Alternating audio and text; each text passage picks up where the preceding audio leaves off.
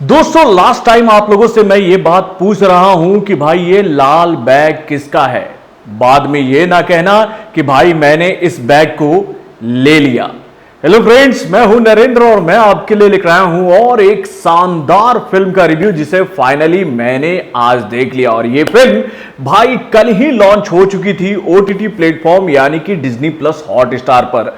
और भाई क्या फिल्म है, यानी कि भैया इस फिल्म को देखने के बाद मैं ये बात बोलूंगा कि भैया इस फिल्म की कहानी है तो बहुत ही साधारण। यानी कि अगर आपने इस फिल्म का ट्रेलर देखा होगा तो दोस्तों आप इस फिल्म की कहानी को बहुत आसानी से प्रिडिक्ट कर सकते हो कि भैया पूरा पचड़ा जो है, यानी कि भैया पूरी कहानी जो है वो इसी लाल बैग के इर्द गिर्द घूमती नजर आएगी। लेकिन भाई इस लाल बैग की जो लूटकेस वाली जो कहानी है वो आपको अपने सूटकेस के अंदर बंद कर लेगी। यानी कि भैया फिल्म की कहानी को इस तरीके से बुना गया है आगे कि भैया आप इस फिल्म में घुसते चले जाओगे और आपको इस फिल्म से मोहब्बत हो जाएगा।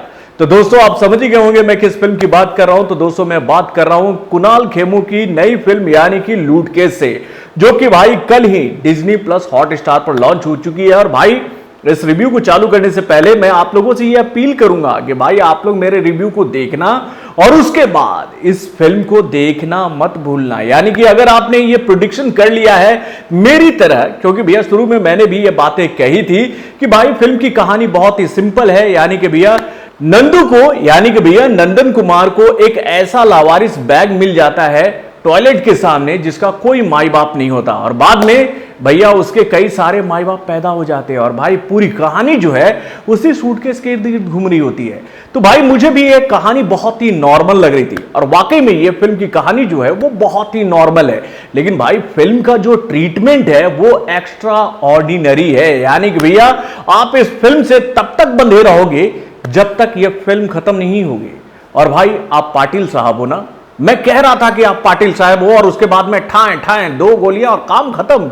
यानी कि भैया ये दो किरदार जो कि शुरू में और अंत में आते हैं वो आपका दिल जीत कर जाएंगे।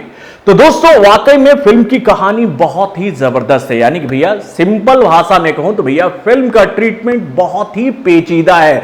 यानी कि भैया एक सिंपल कहानी को जिस तरीके से आगे बढ़ाया गया है ना वो काफी पेचीदा है और वो आपको खुद से बांधे रखेगा। तो चलिए शुरू करते हैं भाई लूटकेस के रिव्यू को। तो दोस्तों रिव्यू को चालू करने से पहले मैं बोलूंगा भैया इस फिल्म के डायरेक्टर के बारे में जिन्होंने इस फिल्म को इतनी बेहतरीन तरीके से बनाया है कि भाई ये फिल्म तारीफ के काबिल बन चुकी है। यानी कि भैया इस फिल्म को डायरेक्ट किया है राजेश कृष्णन ने। और भाई राजेश कृष्णन ने जो काम किया है इस फिल्म में, यानी कि भैया उनका जो डायरेक्शन है वो भाई जबरदस्त है। यानी कि भैया किसी भी मामले में उन्होंने फिल्म का ग्रिप जो है वो छोड़ा नहीं है। अब चलिए ये तो बात की हम डायरेक्टर की, अब चलिए हम लोग बात करते हैं भैया इस फिल्म के स्टार कास्ट की। तो दोस्तों आपको जैसा मैंने बताया कि भैया इस फिल्म के जो मुख्य कलाकार हैं वो हैं कुणाल खेमू, जिनके इर्द गिर्द पूरी कहानी घूम रही है। यानी कि भैया कुणाल खेमू के हाथ में गलती से एक लावारिस बैग लग जाती है और भाई उस बैग के अंदर में लक्ष्मी ही लक्ष्मी है और पूरा खेल जो है वो लक्ष्मी के पीछे हो रहा है। तो यानी भैया इस फिल्म में कुणाल खेमू जो है वो नंदन कुमार का किरदार निभा रहे हैं, जो कि भैया एक प्रेस में एक मैकेनिक का काम करते हैं। उसके बाद इस फिल्म में है रशिका दुग्गल जो कि लता का किरदार निभा रही है। यानी कि भैया एक ऐसे हस्बैंड की वो वाइफ है जिनके लाइफ में अभाव ही अभाव है। यानी कि भैया जब भी उनके घर पे कोई गेस्ट आता है तो लता जी हमेशा ये बात बताती हैं, आज गैस नहीं है, आज चीनी नहीं है, आज चाय पत्ती नहीं है। यानी कि भैया उनके लाइफ में इतना अभाव है जो कि हमेशा उनके हस्बैंड यानी कि नंदन कुमार को खलता रहता है। उसके बाद इस फिल्म में है एक एमएलए साहब जो कि भैया अनजाने अनजाने में सामने वाले को धमकी भी दे देते हैं और बहुत प्यार से बोलते हैं तुम्हें मेरी बात बुरी लगी ना, तुमने मेरे बात का गलत मतलब निकाल लिया ना, तुम गलत सोच रहे हो, मैं ऐसा नहीं बोल रहा था, तुम ऐसा सोच रहे हो ना। और वो अपनी बात बोल भी जाते हैं, सामने वाले को वो डरा भी देते। और उसके बाद भैया इस फिल्म में है विजय राज जो कि भैया बाला राठौर के किरदार में। और भाई ये किरदार जो है ना सबसे इंटरेस्टिंग किरदार है, मतलब कि सबसे इंटरेस्टिंग। यानी कि भैया ये एक डॉन के किरदार में नजर आ रहे हैं और भाई ये हर चीज को नेशनल ज्योग्राफी के साथ में जोड़कर देखते हैं। यानी कि भैया अपने दुश्मनों को कैसे खत्म करना है, उनका कैसे खात्मा होगा, किस आदमी से हमें बचना है, कौन हमारा दुश्मन है, मतलब कि हर एक दुश्मन का वो अगर समीक्षा करते हैं या फिर उनका कोई उदाहरण देते हैं तो वो किसी ना किसी जानवर का नाम लेते हैं और उसके साथ वो बताते हैं कि भैया इस तरीके से तुम्हें करना चाहिए। यानी कि भाई ये एक ऐसे डॉन है जो कि भैया अपने हर एक गुर्गे को ये बात बोलते नजर आते हैं कि भाई तुमने नेशनल ज्योग्राफी को लिया कि नहीं अपने चैनल पर, यानी कि भैया तुमने सब्सक्राइब किया कि नहीं नेशनल ज्योग्राफी को। और लगातार वो उदाहरण भी कुछ ऐसी दे रहे होते हैं और उनका अंदाज भी निराला होता है। और उसके बाद इस फिल्म में है राजीव शौरी जो कि इंस्पेक्टर कोल्टे के किरदार में नजर आ रहे हैं, जो कि भैया फिल्म में जब आते हैं तो भाई फिल्म में भागम भाग शुरू हो जाता है। यानी कि भैया इनकी एंट्री जैसे होती है भैया फिल्म का जो ग्रिप है वो और स्पीड हो जाता है। तो दोस्तों ये तो बात हो गई इस फिल्म की स्टार कास्ट की। अब चलिए हम लोग आते हैं इस फिल्म की कहानी पर। तो दोस्तों आपको तो पता ही है कि अमूमन मैं अपने रिव्यू में किसी भी फिल्म की कहानी को रिवील नहीं करता और यहां भी मैं आप लोगों के सामने कहानी रिवील नहीं करूंगा।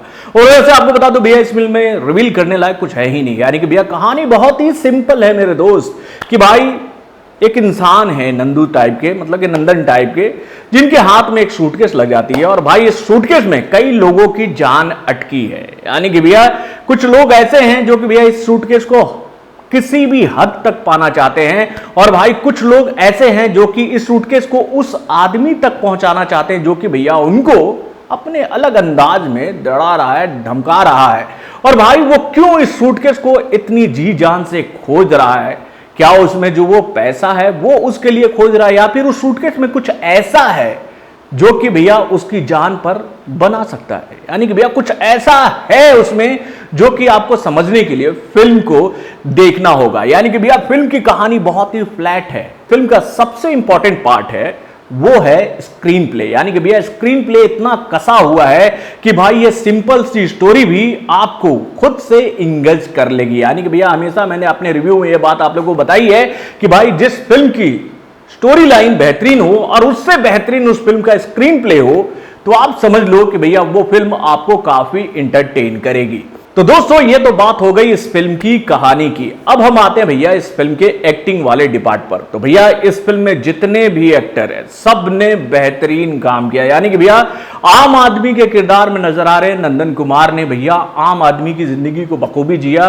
उनके साथ एक आम आदमी की पत्नी का किरदार निभा रही रशिका दुग्गल ने भी अपना किरदार बहुत ही जबरदस्त तरीके से निभाया। उसके बाद इस फिल्म में जो गिरिराज राव है भैया उन्होंने इस बार फिर से ये प्रूव कर दिया कि भाई वो जिस किरदार में आएंगे वो लोगों का दिल जीत कर जाएंगे। यानी कि एमएलए पाटिल के किरदार में उन्होंने भाई अपने कैरेक्टर को जबरदस्त तरीके से पकड़े रहा।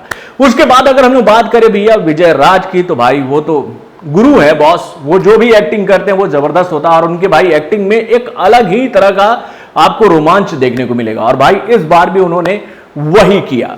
और उसके बाद अगर हम बात करें राजीव शौरी की तो भाई राजीव शौरी भी बॉलीवुड के मजे हुए एक्टरों में से एक है और भाई उन्होंने अपने किरदार को यानी कि भैया इंस्पेक्टर वाले किरदार को उन्होंने इतना जीवंत कर दिया कि भाई उनके आने के बाद इस फिल्म का जो स्पीड था वो काफी तेज हो गया। यानी कि भैया ऐसी कहानियों का जो एक मूड होता है वो किसी एक कैरेक्टर के ऊपर डिपेंड होता है जो कि भैया फिल्म के स्पीड को बढ़ाता है। तो दोस्तों नो डाउट सारे एक्टरों ने बहुत ही बेहतरीन काम किया और उसके बाद शुरू में ही मैंने आप लोगों को बता दिया कि भैया राजेश कृष्णन ने इस फिल्म का डायरेक्शन बहुत ही बेहतरीन तरीके से किया है। यानी कि भैया उनके हाथ में जो एक सिंपल स्टोरी आई और उससे इंपॉर्टेंट भैया उस फिल्म का जो अलग तरीके का ट्रीटमेंट आया उन्होंने उस ट्रीटमेंट को उसी तरीके से पूरा किया जैसा उस ट्रीटमेंट को लिखा गया था। यानी कि भैया उन्होंने वो ट्रीटमेंट इतनी बेहतरीन तरीके से पूरा किया कि भाई फिल्म की कहानी आपको अल्टीमेट लगने वाली है। यानी कि भैया ओवरऑल बताऊं तो भैया इन दिनों 3-4 फिल्में बैक टू बैक रिलीज हुई है। यानी कि भैया यारा रिलीज हुई है, रात अकेली है वो रिलीज हुई है, शकुंतला देवी रिलीज हुई है और उसके साथ भैया ये फिल्म रिलीज हुई है। यानी कि भैया कोई भी फिल्म किसी मामले में किसी से कमजोर नहीं है। यानी कि भैया हम लूटकेस को यह कहकर नहीं नेगलेक्ट कर सकते हैं कि भैया इस फिल्म की कहानी बहुत ही सिंपल है, बहुत ही आसानी से प्रिडिक्ट की जा सकती है। मैं आप लोगों को गारंटी से बोलता हूं कि भैया आप फिल्म की कहानी को ट्रेलर देख के प्रिडिक्ट कर लिए होंगे, लेकिन भैया जब आप इस फिल्म को देखने बैठोगे कमेंट याद आ रहा है जो उन्होंने उस दिन दिया था जिस दिन भैया डिज्नी प्लस हॉटस्टार की तरफ से उनकी 7 फिल्मों का अनाउंसमेंट किया जा रहा था और इस कलाकार को और विद्युत जामवाल को नहीं बुलाया गया था उस इंटरव्यू के दौरान। यानी कि भैया उस प्रेस कॉन्फ्रेंस के दौरान और वहां पर जो बातें कही थी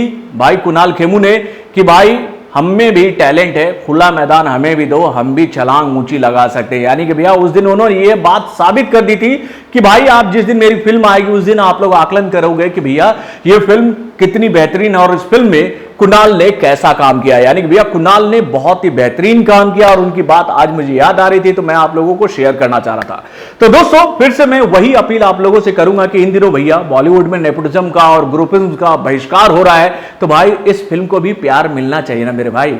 आप लोगों ने इस फिल्म के ट्रेलर को तो प्यार नहीं दिया, लेकिन आज मैं आप लोगों से ये बात बोल रहा हूं कि भाई ये फिल्म वाकई में बहुत बेहतरीन है और आप लोग इस फिल्म को देखें। और भाई आप लोगों से मैं एक बात बोलना चाहूंगा कि कुछ लोग इन दिनों मैं देख रहा हूं कि मेरे YouTube चैनल पर मुझे लगातार ये बात बोलते नजर आ रहे हैं कि भैया तुमने पैसे खा लिए, तुमने पैसे खा लिए। यार मुझे तो सब लोगों ने पैसे दिए हैं, मुझे तो भाई नवाजुद्दीन सिद्दीकी के प्रोड्यूसर ने भी पैसे दिए हैं, मुझे शकुंतला देवी के प्रोड्यूसर ने भी पैसे दिए हैं, मुझे यारा फिल्म के प्रोड्यूसर ने भी पैसे दिए हैं और भाई मुझे लूटकेस के प्रोड्यूसर ने भी पैसे दिए हैं कि भाई मैं उनकी फिल्म की तारीफ करूं। दोस्तों सच्चाई यह है कि अच्छी फिल्मों की तारीफ होनी चाहिए और उन फिल्मों को प्रोत्साहन मिलना चाहिए। तो मेरा अपील आप लोगों से यही है कि आप लोग इस फिल्म को देखना ना भूलिएगा।